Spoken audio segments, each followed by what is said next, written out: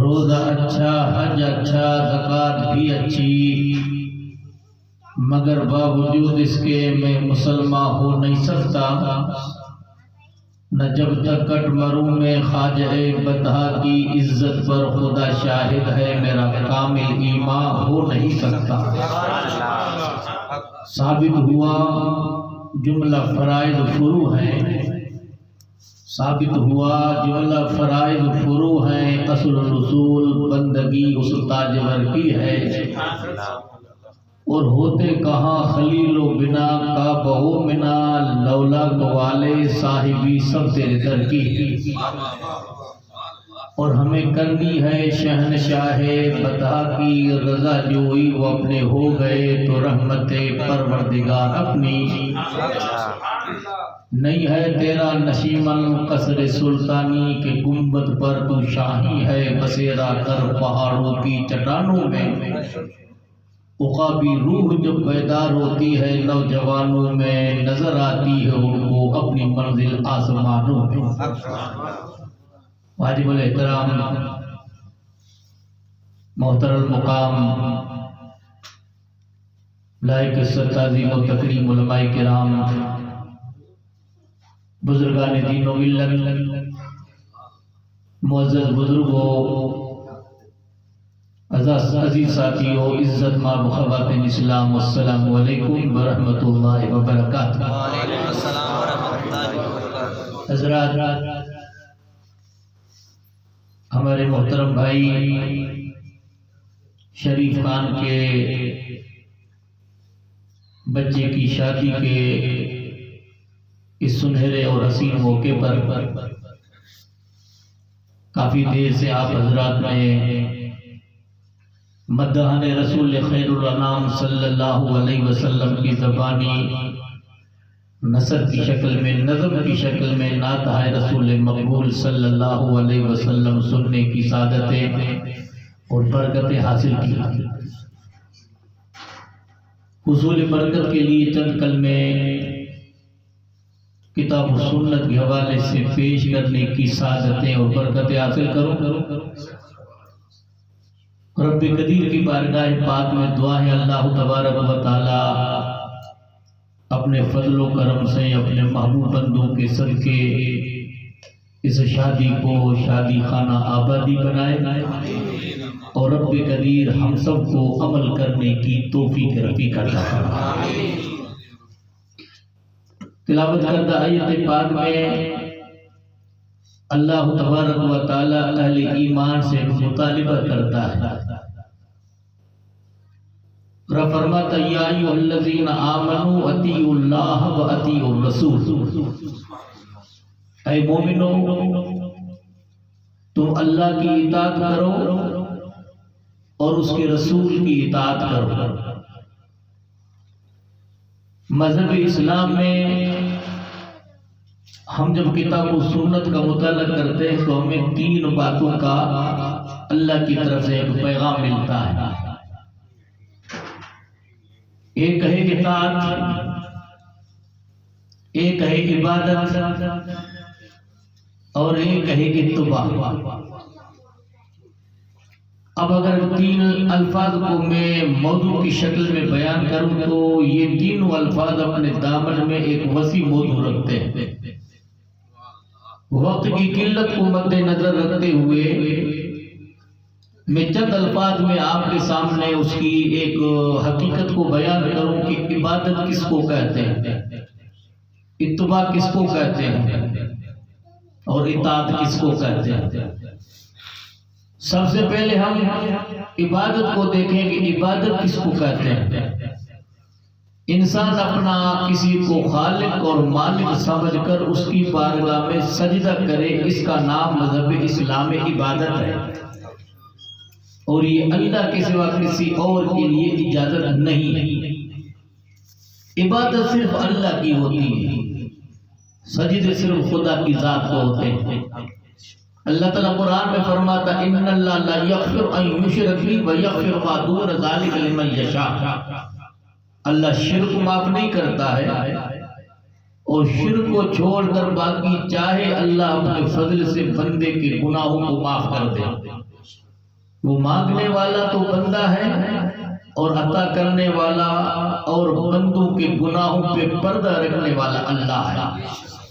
شاعر کہتا ہے پسے پرد بیند عمل حائبت ہمو پرد پوشد بعالائے خود، یعنی پردے کے پیچھے انسان اگر غلط کام کرتا ہے تو اللہ تعالیٰ اس کام کو بھی دیکھتا ہے، پھر اپنے فضل و کرم سے بندوں کے عیب کو چھپانے والا چھپاتا ہے، اور صبح کی سفیدی سے پہلے بندہ اگر رب کی بارگاہ میں سچائی سے سر جھکا کر معافی طلب کرتا ہے تو رب فرماتا الا من تاب وآمن عمل عملا صالحا اولئک یبدل اللہ سیئات حسنات وکان اللہ غفورا رحیما۔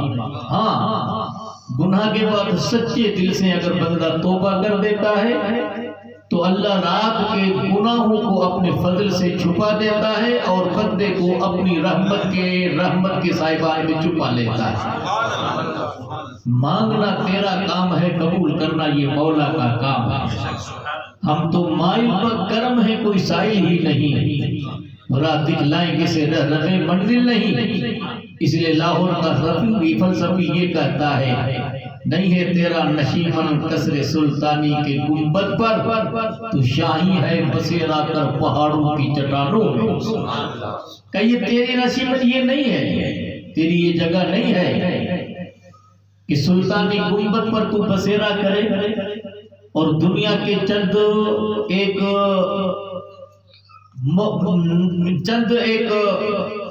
معمولی دنوں کی اس عزت و آبرو پر اپنے عزت و ناموس کو برباد کر دی، یہ تیرا ٹھکانہ نہیں ہے۔ تو شاہی ہے بسیرا کر پہاڑوں کی چٹانوں میں۔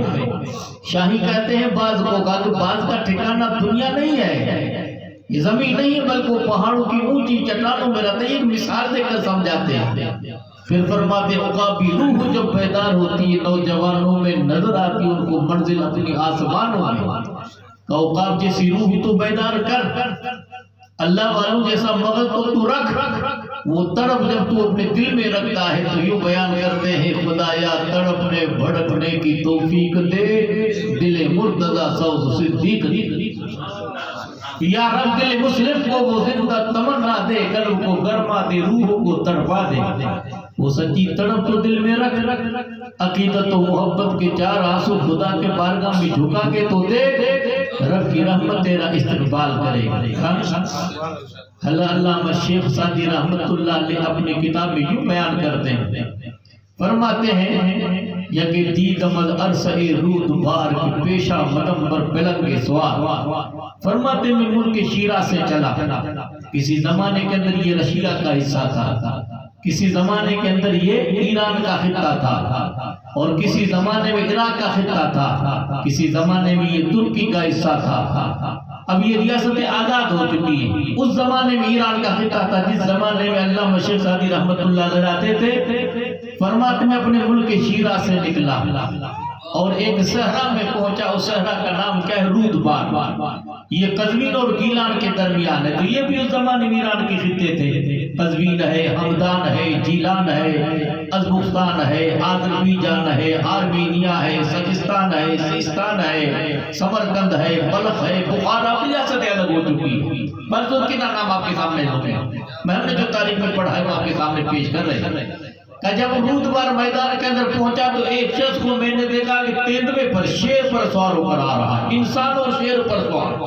مجھے تعجب ہوا تو کیا فرماتے ہیں، ازی ہون زیحان پر من نشستوں کے ترسی دنم پائے رفتن بپس، کہ اس خوفناک منظر کو دیکھ کر میرے پاؤں زمین نے جکڑ دیے اور میں ہل نہیں سکتا ہوں۔ تو اللہ کا بندہ جو شیر پر سوار تھا وہ میرے دل کی کیفیت کو سن کر ہنسنے لگا۔ آپ اگر شیر پر سوار ہو اور ہم نیچے کھڑے ہوں تو ہم تو ترسیں گے، آپ ہنسیں تو مجھے تعجب ہوگا نا۔ تبسم کنا دست پر لب گرفت، کہ سادی مدہ رات دیدی شکف، مسکرا کر کہنے لگا سادی تو جو دیکھتا ہے تو یہ تعجب نہیں کرنا چاہیے۔ میں نے کہا بابا کیسے تعجب نہ کروں، ہے تو بھی انسان میں بھی انسان، ظاہری اعتبار میں تجھ میں مجھ میں کوئی فرق نہیں، قدرت نے فرق رکھا ہے نا۔ یوں بیان کرتے ہیں آگے علامہ، یوں بیان کرتے روم رحمت اللہ علیہ، این دانشتند ایشا اما ہست فرق درمیاں بے انتہا، انہوں نے عقل کے اندھا پن سے ہم نے ان میں فرق نہیں دیکھا، لیکن حقیقت میں مولا نے آسمان و زمین جتنا ہم ان میں فرق رکھا ہے۔ پھر فرماتے ای خرد گردد ای خرد گردد پلیتی زی جدا با خرد گردد ہما نور خدا، ہم کھاتے تو پلیتی ہو جاتی اور وہ کھاتے تو خدا کا نور ہو جاتا ہے۔ پھر آگے فرماتے کار پاکاں را گیا سے خود مگیر، گرچ مانت در نوشتر شیر و شیر، اللہ والوں کے حال کو اپنے حال کے برابر مت سمجھنا، لکھنے میں شیر اور شیر دونوں برابر ہیں۔ آپ اردو میں فارسی میں اپنے انداز سے شیر لکھیں گے تو اس میں 3 لفظ نظر آئیں گے، شیر شین یہ رے، شیر لکھیں گے تو آپ کو یہی 3 لفظ نظر آئیں گے، لیکن معنی میں زمین و آسمان کا فرق۔ پھر فرماتے شیر عام باشد کے مردم را درد، شیر عام باشد کے مردم و را خورد۔ ایک شیر ہوتا ہے جس کا نام ہے شیر، وہ انسان کو پھاڑ دیتا ہے، ایک شیر دودھ کی شکل میں آتا ہے جس کو انسان پیتا ہے، لکھنے میں دونوں برابر اور حقیقت میں فرق۔ پھر فرماتے ہیں کہ بھئی تم میں ان میں ظاہری اعتبار سے فرق نہیں۔ جب میں وہ ہنسنے لگے تو میں نے کہا کہ مجھے تعجب ہو رہا ہے کہ آپ انسان ہو کر شیر پر سوار اور میں انسان ہو کر زمین پہ کانپ رہا ہوں تو کیا کہنے لگے؟ تو ہم گردن حکم تابر مپیچ نہ پیچند گردن تو حکم تو ہے، کہنے لگے تو خدا کے حکم سے اپنی گردن مت جھکا، مت موڑنا، رب کی قسم کائنات کی کوئی چیز تم سے گردن نہیں موڑے گی۔ من کان للہ کان اللہ لہو، جو اللہ کا ہو جاتا ہے ساری خدائی اس کی ہو جاتی ہے، تو خدا کا تو بن جا۔ پھر آگے یوں فرماتے ہیں محالت جو دوست دارت ترا، کدھر دست دشمن گزارت ترا، فرماتے جب اللہ تجھے اپنا محبوب بنا لے پھر یہ مشکل بات ہے کہ دشمن کے دلوں میں، دشمن کے ہاتھوں میں تجھے چھوڑ دے، تو خدا کا تو ہو جا، شکوے ختم ہو جائیں گے، گلے شکوے ختم ہو جائیں گے۔ تو جھاڑو لو کر نہیں آیا تھا، تو تخت و تاج کا مالک ہو کر آیا تھا۔ رب کی قسم جب تخت و تاج ہمارے ہاتھوں میں تھا تو عزت ہمارے ہاتھوں میں تھی، جب ہم نے تخت و تاج کو چھوڑ دیا تو ذلت ہماری تباہی بن چکی ہے۔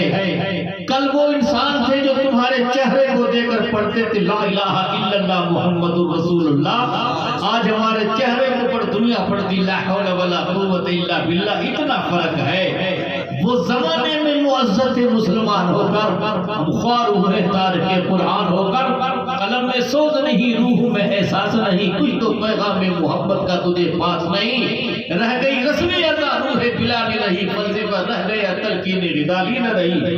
دی اذان ہم نے کبھی یورپ کے کلیساؤں میں، کبھی افریقہ کے تپتے ہوئے صحراؤں میں آ گیا، اینے لڑائی میں در وقت نماز، قبلہ روحوں کی زمین پوسی قوم حجاز، ایک ہی سب میں کھڑے ہو گئے محمود و عیاض، نہ کوئی بندہ رہا نہ بندہ نواز، بندہ او مسکین و محتاج و غنی ایک ہوئے، تیری دربار میں پہنچے ہوئے۔ یہ فلسفہ ہم نے ختم کر دیا۔ پھر فرماتے ہیں یہ طریقہ تجھے کیسے مل سکتا ہے؟